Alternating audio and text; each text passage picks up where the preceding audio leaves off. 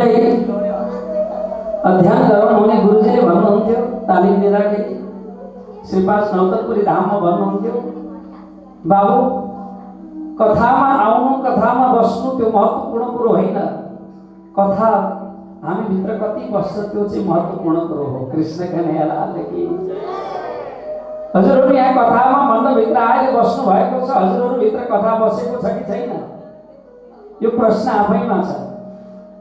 यसकारणले कथा सुन्दाखेरि म सुरुवातदेखि भनिरहेको छु, एक आसनमा एक चित्त लगाएर मनलाई शान्त बनाएर, म अज्ञानी छु, म भित्र खाली छ, ममा ज्ञान छैन भन्ने यो भावनाले कथा सुन्नु भित्र बस्छ। नभए एउटा गुजरातीमा बहुत मिठो कहावत छ, सुनी सुनिने भुटिया कान तो बिना आया ब्रह्म ज्ञान भनिन्छ। कथा त कति सुन्ने तर त्यो ब्रह्म ज्ञान कहिले आएन भने गुजरातीमा त्यस्तो कहावत छ। यहाँ हिजोको प्रसङ्ग थियो,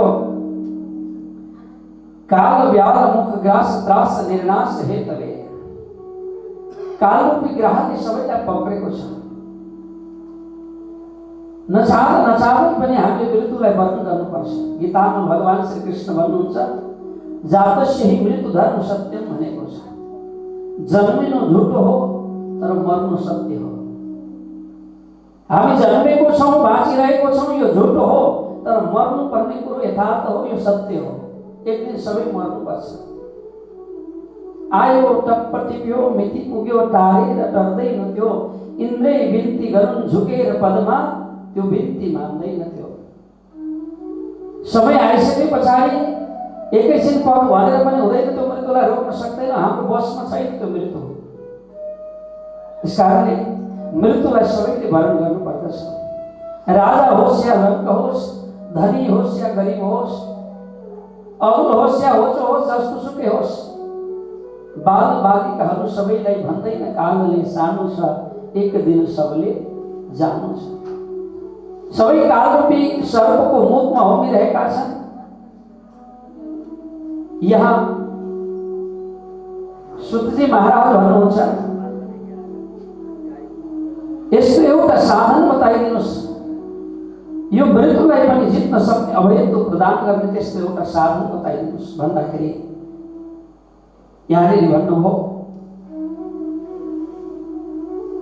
श्रीमद् भागवतको कथा जुन राजा परीक्षितलाई 7 दिनमा सर्पले डसेर मर्ने श्राप लागेको थियो, ती राजालाई श्रापबाट मुक्त गर्नको लागि, अमरत्व प्रदान गर्नका लागि स्वर्गका देवताहरू अमृतको कलश खडा बोकेर आएछन् कथा भएको ठाउँमा। तब सुखदेवजी महाराजलाई आएर भन्न लागे, महाराज यी 7 दिनमा मर्ने परीक्षितलाई यो स्वर्गको अमृत पिलाइदिनुहोस्, उनी अमरत्व प्रदान प्राप्त गर्दछन् अनि हामीलाई त्यो परमात्माको यो श्रीमद् भागवतको ज्ञान हामीलाई सुनाइदिनुहोस् भन्दाखेरि देवताहरूको हाँसी उडाउँदै के भन्नुभयो, सुखदेवजी महाराजले भन्नुहुन्छ, क्वा सुधा क्वा कथा लोके क्वा क्वाच क्वा मणिन महान ब्रह्मरातो विचारेवं तव देवान्यरासः। के भन्नुभयो, हाँसी गर्दै देवताहरूको हाँसी गर्दै भन्नुभयो, अरे देवता हो, ठगिया हो, यदि सच्चा मनले कथा सुन्न आउँथ्यो भने तिमीहरूलाई पनि कथा सुनाउँथे, आज तिमीहरू त व्यापार गर्न आएका रहेछ, ठगिया हो। कहाँ स्वर्गको अमृत, कहाँ भगवानको कथामृत। कथामृत ठुलो कि त्यो स्वर्गको अमृत ठुलो भन्ने विषयमा त्यहाँनिर खलबली भयो। भगवान ब्रह्मजीको सृष्टिकर्ता ब्रह्मको पासमा पुगे अनि त्यहाँ ठुलो एउटा तराजु राखियो।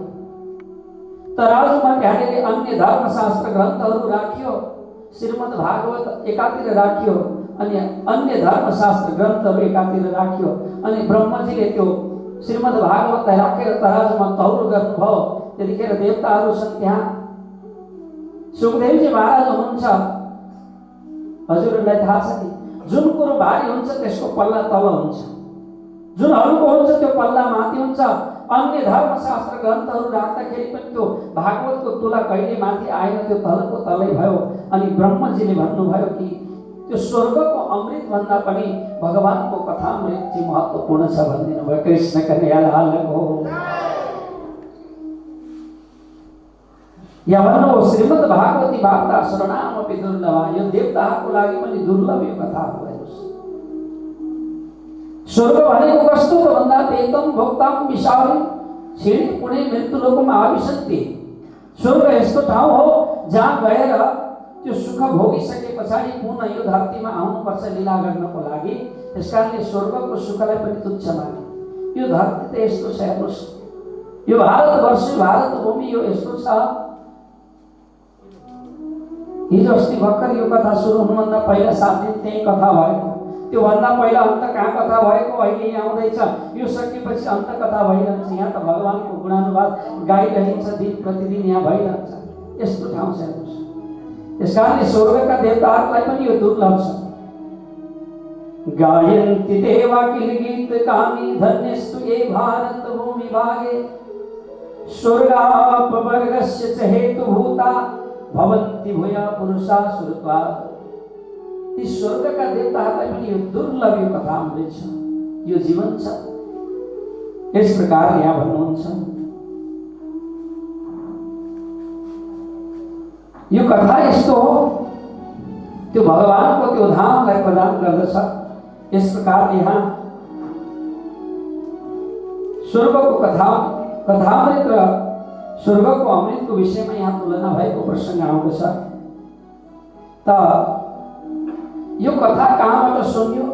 अब यहाँ प्रश्न गर्दछन् सौनकादि ऋषिहरू सुजी महाराजलाई कि हे महाराज, भगवान नारद र सौनकादि ऋषिहरूको कहाँ भेट भयो, कसरी कथा सुन्नुभयो भन्दाखेरि उहाँले भन्नुहुन्छ बद्री विशाल गरेको क्षेत्रमा नारद भगवान एक दिन घुम्दै घुम्दै जानुभयो।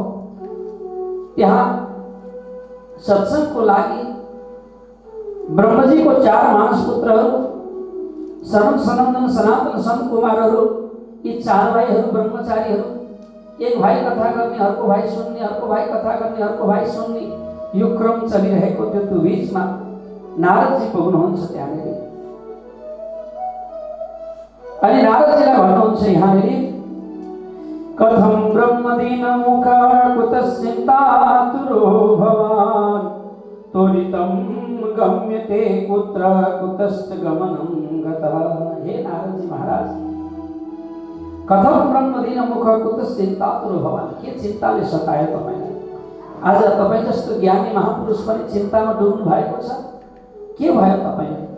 किन यस्तो भयो भन्दाखेरि नारदले आफ्नो कहानी सुनाउँछन्। कृष्ण कन्हैया लालको कति लुते जय आएको, यस्तो लुते जय त कहीँ आएको थिएन, यही हो। अलि जोडले भनौँ न, प्राणनाथ प्यारेको जसरी मोबाइलमा ब्याट्री चार्ज गर्नुपर्छ नि, यो जय भनेको त्यस्तै हो। यो पनि चार्ज हुन्छ, हेर्नुहोस् ब्याट्री फुल हुन्छ। यो कथामा बस्दाखेरि निन्द्रा देवीले बहुत सताउँछ। हेर्नुहोस् यो जाडोको बेलामा तपाईँले भित्तामा अडिसा लाएर मजाले बस्नु भएको छ, छिटो निन्द्रा आउँछ। सबैले भनौँ प्राणनाथ प्यारेको आजको आनन्दको। त नारद भगवानले आफ्नो दुःखको कहानी सुनाउनु हो। भन्नुहुन्छ यहाँनिर अहं तो पृथिव्यां यातो ज्ञात्वा सर्वोत्तमम् इति पुष्करं च प्रयागं च काशीं गोदावरीं तथा हरिक्षेत्रं कुरुक्षेत्रं श्रीरङ्गं सेतुबन्धनम् एवमादेषु तीर्थेषु भ्रमणान्वितस्ततः। भन्नुभयो नारदजीले, मैले सारा पृथ्वी भ्रमण गरेँ हे सौनकादि ऋषि हो, सबै घुमे। पुष्करमा पुगे, प्रयागमा पुगे, काशीमा पुगे, गोदावरी पुगे, हरिक्षेत्र पुगे, कुरुक्षेत्र पुगे, श्रीरङ्गमा पुगे, सेतु बन्धनमा पनि पुगे। मैले सारा तीर्थ भ्रमण गरेँ, मन्दिरहरू भ्रमण गरेँ, आश्रमहरू भ्रमण गरेँ, गृहस्थीको घरमा पनि पुगे, जोगी सन्यासीको घरमा पनि पुगे। सारा पृथ्वी भ्रमण गर्दाखेरि के भन्नुहुन्छ, मैले त यस्तो विचित्र दृश्य देखेँ हे सौनकादि ऋषि हो। अचम्मको दृश्य मैले देखेँ। यहाँ के भन्नुहुन्छ, भगवान कृष्ण स्वधाम गइसके पछाडि कलि व्याप्त भएछ, सत्य भन्ने चिज छैन। आज मान्छेले 100वटा कुरा गर्दाखेरि 79वटा झुट बोल्छ, एउटै कुरो मात्र सत्य बोल्छ, त्यो पनि कमी पाइन्छ। सबै असत्य असत्य, सबै झुट बोल्ने मात्रै पाइयो, सत्य बोल्ने कोही छैन। कसैको मनमा दया छैन, कसैको मनमा धर्म छैन। सबै विधर्मी भए, मनमा अलिकति पनि दया छैन, ढुङ्गा जस्तो पत्थर जस्तो दिल बनाएर हिँडेका छन्। अलिकति पनि करुणा छैन, भगवत भक्ति छैन, प्रेम छैन। कृष्ण सुधाम गइसके पछाडि कलि व्याप्त भएछ, मान्छेहरू त यस्तो भएछन्। यहाँ सुनाउँदै हुनुहुन्छ, के भन्नुहुन्छ? सत्यम नास्ति तपः शौचम दयादानं न विद्यते। कोही दान दया धर्म सेवा गर्ने कोही छैन। हेर्नुहोस्, यत्रो 2 दिन भयो यहाँ, म अगाडि बढ्छु, मेरो भगवानको मन्दिर म बनाउँछु भनेर धेरै आयो, 5 जना आयो, खोइ त कहाँ गए? दया दान सेवा आज हराउँदै गयो। या भन्नुहुन्छ, उदम्म भैरो जीवा बराका कुट भाषिरा। यति कुट बोल्न थाले मान्छेहरू। हेर्नुहोस्, कुट भनेको कपटी भाषा बोल्न थाले। के भन्नुहुन्छ? उदम्म भैरो जीवा, आफ्नो पेट भर्ने मात्रै छ काम। श्री प्राणनाथजीले भन्नुभएको छ नि, आओ अवसर केम भोलिए कारण एक कोलियो अन्न, एतला माटे आप मुझाइए केतला करो सुकै बिगर्न। प्राणनाथजी किरन्तनमा भन्नुहुन्छ नि, आज मान्छेको उद्देश्य यति मात्रै हो, बिहान उठेदेखि बेलुका नसुतिन्जेलसम्म त्यही पेट मात्रै भर्ने, आफ्नो मात्रै सोच्छ, अरूको सोच्दैन, आफ्नो मात्रै सोच्छ। कोही मान्छेलाई सोध्नु, बिहानदेखि उठेर दौडेको हुन्छ अनि बेलुका आएर सुत्छ, त्यो मान्छेलाई सोध्नु, तपाईँ किन दौडेको भन्दाखेरि उसले भन्छ 2 छाक मिठो खानलाई। त्यो भन्दा अरू बाँकी उद्देश्य छ? म एकजना काठमाडौँको एकजना हाम्रो सुन्दर साथीको घरमा 7 दिन पाराइमा बसेको। उहाँको आफ्नो घरमा पाराइ हुँदाखेरि 7 दिनमा उहाँले 2 घन्टा राम्रोसँग बस्नु भएन घरमा, 2 घन्टा बस्नु भ्याउनु भएन। अनि एक दिन भोजन लिँदै गर्दा उहाँसँग सल्लाह भयो, होइन दाइ तपाईँ साह्रै बिजी हुनुभयो, किन यति साह्रो बिजी, घरमा पाराइ हुँदैछ, 7 दिन त कमसेकम फुर्सद मिलाउनु, छुट्टी लिनुहोस् भन्दाखेरि उहाँले भन्नुहुन्थ्यो, गुरुजी 20-22 वर्षको उमेरदेखि जागिर खाएको, अहिले म 55 वर्षको भएँ, म के पाउनको लागि दौडेको छु मलाई थाहा छैन भन्नुहुन्थ्यो। कृष्ण कन्हैयालालको जीवनको उद्देश्य भुलेका छौँ, म को हुँ भनेर पनि आज आफूले आफैलाई बिर्सेको छ। हेर्नुहोस्, यस्तो अवस्था छ। के पाउनको लागि दौडेका छौँ? जीवनको उद्देश्य के हो? आहार निन्द्र भय मैथुनञ्च सामान्य मे तत् पशुभिः नराणां धर्म हि तेषु अधिक विशेषु धर्मे नैन पशुभिः समाना। त्यो खानी बस्ने, बच्चा जन्माउने, सन्तान जन्माउने, छोराछोरीलाई पाल्ने, हुर्काउने, बढाउने त यो पशुले पनि गर्छ। मान्छे र पशुमा के अन्तर रह्यो? नीतिले भन्दछ, धर्म हि तेषु अधिक विशेषु धर्मे नैन पशुभिः समाना। मान्छेमा विवेकपूर्ण धर्म छ, पशुमा नि धर्म त छ, तर उसमा विवेक छैन, विवेक शून्य छ। तर आज मान्छेमा विवेक भरिदिनु भएको छ परमात्माले। सत्य के हो, असत्य के हो? संसारको जीवको कुरो गर्नुहुन्छ भने एउटा यस्तो खालको चरो पाउँछ, त्यो चरोको चुच्चो यति तिखो हुन्छ कि रुखलाई त्यसले ठुङ्गा ठुङ्गा ठुङ्गा ठुङ्गा त्यहाँ दुलो बनाउँछ। अनि त्यो दुलो बनाएर त्यहाँभित्र उसले 9 तले घर बनाउँछ। एउटा चरो हुन्छ, त्यसलाई के भन्छ? कोटेरो, पहाडतिर कोटेरो भन्छ त्यसलाई, ठुङ्छ त्यसले एकदम। चुच्चो अति तिखो हुन्छ, त्यसले ठुङ्गेर त्यहाँ घर, त्यो रुखमा घर बनाउँछ। अनि त्यो घरभित्र के गर्छ अरे 9 तले दरबार बनाउँछ अरे त्यहाँभित्र। अनि रात परेपछि के गर्छ अरे त्यसले जुनकिरीलाई लगेर के गर्छ, गोबर लगाएर टाँसेर उसले बत्ती बाल्छ अरे घरभित्र। कृष्ण कन्हैयालालको त्यति बुद्धि त त्यो चरामा पनि हुँदो रहेछ, त्यति विवेक त त्यति त्यो चराभित्र पनि त्यति ज्ञान हुँदो रहेछ भने हामी यति विवेकपूर्ण मान्छे भएर खोइ आजसम्म के गर्यौँ? कृष्ण कन्हैयालालको। यो हाम्रो अर्जुनजीले तबला बजाउनुहुन्छ, बजाउनु त एकचोटि त्यसलाई के गर्छ? धिक्ताङ धिक्ताङ भन्छ नि त्यसले, होइन? त्यसले के भन्छ अरे? धिक्ताङ धिक्ताङ ते नर पशु समान भूमि भाव रूपम त संसारको लागि भारी भइस हेर्नु त्यो मरेको मृदङ्गको त्यो एउटा छालाले पनि के गर्छ अरे मान्छेलाई धिकार धिकार धिकार धिकार भन्छ अरे। यो मरेको पशुको छाला हेर्नुहोस्। त यहाँ नारदजी भन्नुहुन्छ उदम्म भरिनु जीव आभराका कुटवासी। यति कुट बोल्न थाले मान्छेहरू आफ्नो पेट भर्नको लागि जे पनि गर्छ मान्छे, झुट पनि बोल्छ। सज्जनले तपाईले थाहा पाउनुभयो नि केही वर्ष पहिला भक्तपुरमा एउटी भट्टराई छोरीले के गरिन्, परपुरुषसँग लाएर आफ्नो आमालाई मार्नको लागि 12 लाख खर्च गरिन्। हेर्नुहोस्, आफ्नै आमा मार्नलाई, जन्म दिने आमा मार्नको लागि 12 लाख खर्च गर्ने त्यस्ता छोरीहरू पनि छन्। यति कुट बोल्न थाले मान्छे। यहाँ भन्नुहुन्छ नारदजी, मन्द सुमन्द मतयो मन्द भाग्य हो प्रदुता पाखण्ड पाखण्ड निर्ता सन्तो विरक्त सुपरिग्रह भन्नुहुन्छ। मान्छेहरूको भाग्य पनि मन्द भयो, बुद्धि पनि मन्द भयो। यहाँ भन्नुहुन्छ पाखण्ड, सबै पाखण्डी भए, अलिकति पनि सत्य छैन। कोही विरक्त महापुरुष त्यस्तो विरलै पाइन्छ, कोही त्यस्तो मान्छे मैले भेटिन पृथ्वी भ्रमण गर्दा। यहाँ भन्नुहुन्छ तरुणी प्रभुताकी हे श्यालको बुद्धि तारेका। अब हाम्रै घरको कुरो गरिदिनु हो नारदजीले। भन्नुहुन्छ तरुणी प्रभुताकी। अब घरमा त सबै स्त्रीहरूको हुकुम चल्दो रहेछ भन्नुहुन्छ नारदजी कृष्ण कन्हैया लालको। अब ज्ञानी महिला छिन् भने त उनको पनि हुकुम चलेको राम्रै हो। अज्ञानी छिन् भने त अब कसरी चल्ला? घर घरमा स्त्रीको प्रभुत्व जम्न थालेछ। मैले भने होइन, यो भागवतले भन्दैछ नि, यहाँ आमा दिदी बहिनीहरूलाई चोट पर्ला फेरि। यहाँ भन्नुहुन्छ मन्द सुमन्द बतायो तरुणी प्रभुतागे श्यालको बुद्धिदायक। अनि घरमा कहिले काहीँ सल्लाह गर्नु पर्यो भने श्रीमान श्रीमतीको सल्लाह हुँदो रहेछ।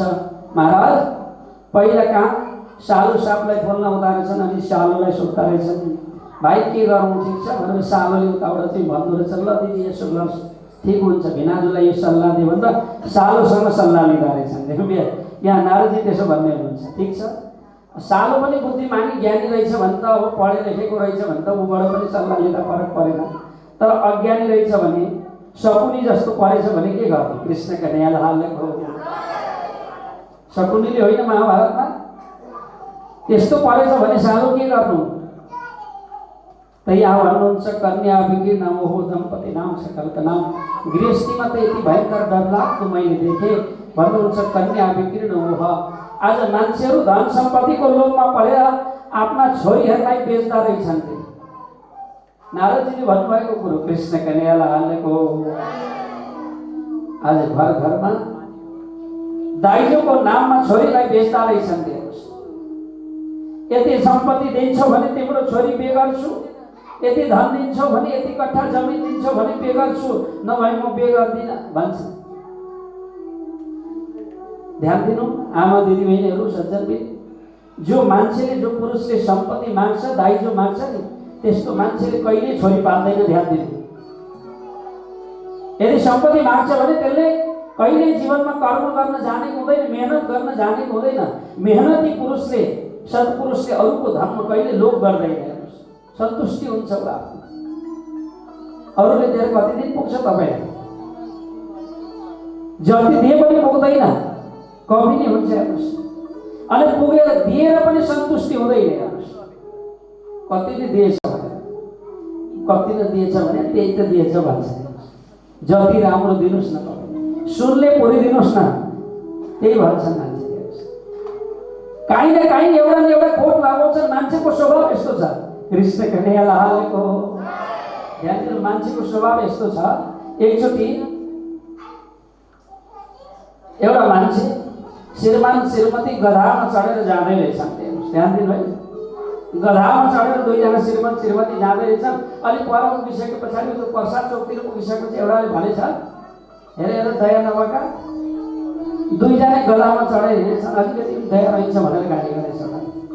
ए दुईजना चढ्नु हुँदो रहेछ, एकजना चढ्नु पर्यो भनेर श्रीमतीलाई गधामा राखेर आफू चाहिँ उत्रेछ। अलिक पर पुगेपछि भन्छन्, हेर हेर जोइटिङ रे, श्रीमतीलाई चाहिँ गधामा राखेर आफू चाहिँ हिँड्दो रहेछ, दासी भनेछ।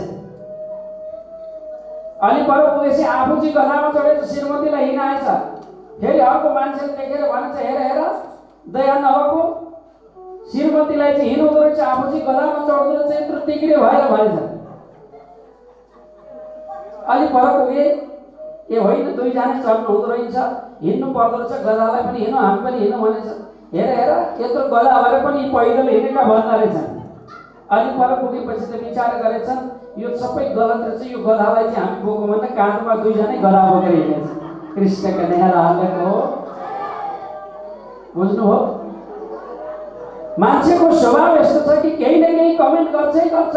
जति राम्रो गर्नुहोस् तपाईँ एउटा न एउटा खोट लाउने बानी मान्छेको हुन्छै हुन्छ। यहाँ भन्नुभयो कन्या विकृण मोह दम्पति नाम छ कलङ्कम। दम्पतिहरूमा यस्तो कलङ्क भएछ आज महाराज कि सम्पत्तिको लागि, दायित्वको लागि, दहेजको लागि मान्छेले आज छोरीलाई बेच्दा रहेछन्। हेर्नुहोस् तपाईँको घरमा कोही छोरी माग्न आयो भने, घर हुर्केको छोरी माग्न आयो भने ज्वाइँलाई पहिला निज नाम सोध्नु, संस्कारी छ कि छैन निज नाम सोध्नु। मैले उहाँ फर्पिङमा एक ठाउँमा देखेको एकजना केटो मान्छे छोरी माग्न आएछ घरमा, त्यो छोरी बडा हिम्मतीले रहेछ, उसले भनिन्छ प्रणामी हो म प्रणामी हो, कन्ठी बाँध्या छ बाँध्या छ, निज नाम आउँछ कि आउँदैन, निज नाम भन अनि मात्रै बिहे गर्छु। कृष्णका न्यायले कि बिचराले निज नाम आएर छोरी दिएन। संस्कार भनेको तपाईँले भन्नुहोस्, छोरीको लागि शिक्षा राम्रो दिनुहोस्, छोराको लागि शिक्षा दिनुहोस्, त्यही ठुलो सम्पत्ति हो। अरूको सम्पत्तिमा लालच गर्नु राम्रो कुरो होइन। हेर्नुहोस् आश्रममा हेर्नुहोस् यहाँले भन्नुहुन्छ यस्तो यस्तो खालको मैले दृश्य देखेँ महाराज। आश्रममा गएँ म, बाहिर लेखेर चाहिँ यो कसको आश्रम, मौनी बाबाको आश्रम भनेर लेखेर चाहिँ हेर्नुहोस्, लेखे बाहिर मौनी बाबा भनेर लेखेर छ, भित्र गएको त बच्चै बच्चा च्याचेर चुचु रहेछ। हेर्नुहोस् लेखे एउटा छ भने अर्को छ। हेर्नुहोस् उल्टो छ संसारको रीति। हेर्नुहोस् मौनी भन्छन् भित्र च्याचेर चुचु छ। अर्को आश्रममा पुगेको यो कसको आश्रम भन्न त ब्रह्मचारी महाराजको भने, भित्र गएको त सन्तान भाण्डङ भुन्डुङ धेरै रहेछन्, यी कसका छोरा भने ब्रह्मचारी महाराजको भन्छन्। हेर्नुहोस् ब्रह्मचारीको छोरा कहाँबाट भयो? कृष्णका हालेको उल्टो छ नि। हेर्नुहोस् हाम्रो भाषा बोल्ने भाषा पनि उल्टो छ। कस्तो छ? सबै बाली रनीलाई चाहिँ के भन्छौँ हामीहरू? लालटिन रे। बालीलाई लालटिन भन्छौँ होइन, हाल्नेलाई चाहिँ के भन्छौँ? बाल्टिन भन्छौँ। उल्टो हो नि, हाल्नेलाई हाल्टिन, बाल्नेलाई बाल्टिन भन्नुपर्ने होइन। कृष्णका हालेको भाषा उल्टो हो नि। सधैँ हाल्नेलाई हाल्टिन भन्नुपर्ने, बाली राख्नेलाई बाल्टिन भन्नुपर्ने, भाषा उल्टो छ। हेर्नुहोस् त यहाँ भन्नुहुन्छ आश्रम पनि यस्तो भएको, सबै पाखण्डी भएछन्। हेर्नुहोस् जहाँ जान्छु त्यहाँ भक्ति देखिन, भक्ति शून्य भएको देखेँ मैले महाराज। कलिले व्याप्त भएछ। हेर्नुहोस् आज मान्छेहरू कलिमा व्याप्त भएर यस्तो भएछन्, भागवतलाई पनि धर्ममा बेच्न थालेछन्, पैसामा बेच्न थालेछन्। हेर्नुहोस् नारदजीले यतिसम्म दृश्य देख्नुभयो कि कलियुगमा मान्छेले अन्न बेच्न थालेछन्, महाराज गाईलाई बेच्न थालेछन्। आज यो दृश्य देख्नुभयो। हेर्नुहोस् गाईलाई बेच्दा रहेछन्, अन्नलाई बेच्दा रहेछन्। यो दृश्य अनौठो लाग्यो नारदजीलाई। घर घरमा जानुभयो, पति पत्नीमा झगडा, दम्पतिमा सुख शान्ति छैन, कहिले मिठो बोल्ने कोही छैन, खाली कुट मात्रै बोल्छ। यस्तो खालको दृश्य देखेपछि नारदजी आश्चर्यचकित हुनुभएछ। सबैतिर जानुभयो, कहीँ पनि उहाँले शान्ति देख्नु भएन। यस्तो दृश्य देखेपछि उहाँले विचार गर्नुभयो वृन्दावनमा जान्छु, वृन्दावनतिर शान्ति होला, आनन्द होला भनेर त्यहाँ गएको। त्यहाँ जाँदाखेरि एउटा अर्को अनौठो दृश्य देख्नु भएछ। कस्तो दृश्य देख्नु भएछ त भन्दाखेरि नारदजी हिँड्दै हुनुहुन्थ्यो, एकजना तरुणी स्त्रीले नारदजीलाई भन्न लागेछन्, भो साधु क्षणं तिष्ठा मच्चिन्तामपि नाशय दर्शनम तव लोकस्य सर्वथा हरिं परम भन्न लागे। हे नारद भगवान, आज तपाईँको दर्शनले म धन्य भएँ। तपाईँको सन्तको दर्शनले नै जीवनमा आनन्द प्राप्ति हुन्छ। हे महाराज एकछिन रोकिनुहोस्, एकछिन रोकिनुहोस्, क्षणं तिष्ठ मच्चिन्तामपि नाशय, मेरो चिन्तालाई तपाईँ दूर गरिदिनुहोस् हे महाराज भनेर ती महिलाले पुकार गरे। नारदजी हिँड्दै हुनुहुन्छ, एउटी महिलाले पुकार गर्दैछ, फर्केर हेरौँ कि नहेरौँ, फेरि के हो? नारदजीलाई बार बार पुकार गर्नु हो। तब नारदजी त्यहाँनिर जानुहुन्छ अनि गएर भन्नुहुन्छ, सोध्नुहुन्छ कि ए तिमी को हौ, तिमी को हौ भन्दाखेरि उनले भन्न लागि, अहम भक्ति रीति ख्याता इमो तनै हो मत। हे महाराज, म भक्ति हुँ, मलाई भक्ति भनेर चिन्छन् मान्छेले। नजिकै दुईजना बुढोहरू लडेका पुरुषहरू रहेछन्, लाठे लाठे पुरुषहरू रहेछन्, छेउमा लडिरहेका रहेछन्। यी लडेको पुरुष चाहिँ को त भनेर सोद्धाखेरि भन्न लागि, यी मेरा दुईटा छोराहरू हुन्, यी ज्ञान र वैराग्य हुन्, कृष्ण कन्हैया लालको। किन बुढा भए त भन्दाखेरि भन्नुहुन्छ कि महाराज थाहा छैन, म उत्पत्ति द्रविडी साहम वृद्धिम कर्नाटके गता क्वचित क्वचित महाराष्ट्रे झिरझरे जीर्णतम गता भन्नुहुन्छ। म कहाँ द्रविड देशमा उत्पन्न भए, महाराष्ट्रमा आएर बढेँ, गुजरातमा आउँदा म बुढी भएँ, मेरा छोराहरू जवान थिए। जब म वृन्दावनमा आएँ म चाहिँ तरुणी भए, मेरा छोराहरू चाहिँ बुढा भए भन्नुहुन्छ। कृष्ण कन्हैया लालको। थाहा छैन महाराज किन हो बुढा भए। तब नारदजीले भन्नुहुन्छ, ध्यान दिएर सुन्नु होला,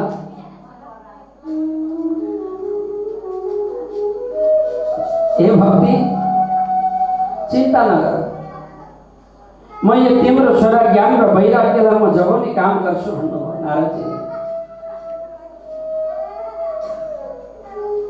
हे भक्ति, तिमी भगवानको प्रिय हौ। भक्ति, भगवानले तिमीलाई अत्यन्त प्यार गर्नुहुन्छ, अत्यन्त माया गर्नुहुन्छ। भक्ति, तिम्रो हृदय, ती भक्तहरूको हृदयमा म त्यो भक्ति जगाउने काम गर्छु भनेर नारदजीले सङ्कल्प गर्नु हो। उहाँले भन्नुभयो, यदि मैले त्यो भक्तिलाई जगाउन सकिनँ भने, ती ज्ञान र वैराग्यलाई जगाउन सकिनँ भने, अहम नै हरे दासो भन्नुभयो कि म हरिको दास होइन, म परमात्माको भक्त भन्ने छोडिदिन्छु भनेर नारदजीले त्यत्रो ठुलो सङ्कल्प गर्नुभयो। अनि भन्नुहुन्छ, नारदजीले भन्नुहुन्छ कि हे भक्ति, यो वृन्दावनको भूमि यस्तो छ, त्यो धन्य छ त्यो वृन्दावनको भूमि, धन्य वृन्दावन तेन भक्ति निर्वृत्ति यत्र छ। त्यो वृन्दावनको भूमि धन्य हो जहाँ आएर भक्ति चाहिँ के त तरुणी भए। आज पनि तपाईँहरू श्रीधाम वृन्दावन जानुभयो भने को पुग्नु भएको छ? श्रीधाम वृन्दावन को पुग्नु भएको छ? हात उठाउनुहोस् त। बोलो कृष्ण कन्हैया लाल की। अहिलेसम्म वृन्दावन पुग्नु भएको छैन? छैन? विचार एकचोटि जानुहोस् जीवनमा वृन्दावन दर्शन गर्नु। पावन वृन्दावन, यति राम्रो वृन्दावन छ,